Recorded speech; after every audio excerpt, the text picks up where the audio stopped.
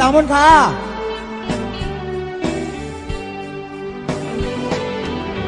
พอถึงข้าวแห่งวันเพื่อกองห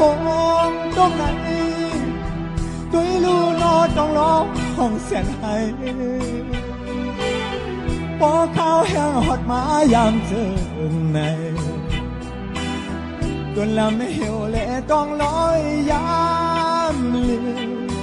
ตายก็เหมือนเมื่อเขียนสั่งไปของครูว่ามันเจอน้องมองลาดเหมือนเมื่อวันนั้นยามในแก่น้องลืมเย้าน้องสายมองน้องปานบอกเธอสับโยห้องความมอนสั่งน้องยังไงยามลืมพอหักเดียวปองเจ้าเสียกำนะสั่งมนต่อมืออันเลยหักกัน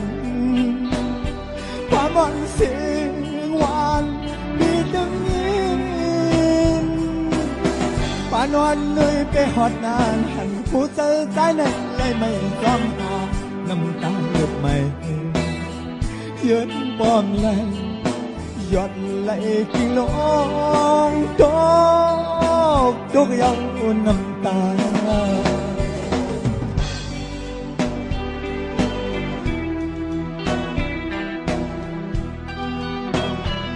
ย้อนเสียงกวนผ่านก็หักอีกหนึ่งคาแล้วเนาะเอาค่ะคุณชมค่ะ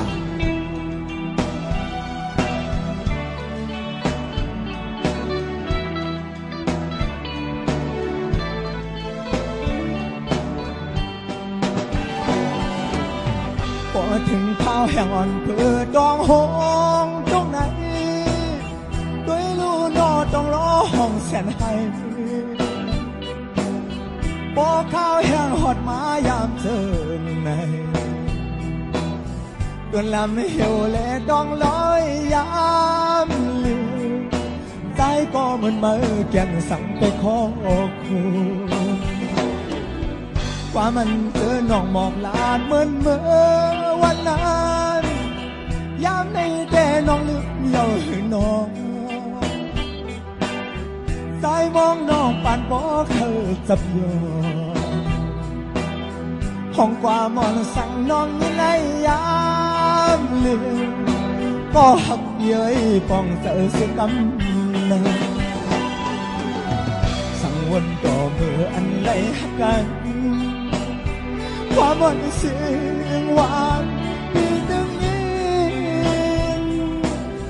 ป่านอนเลยไปหอดนานหันผู้เจอใจนั้นเลยไม่จอมหาน้ำตาหยุดไม่เขียนป้อมไหล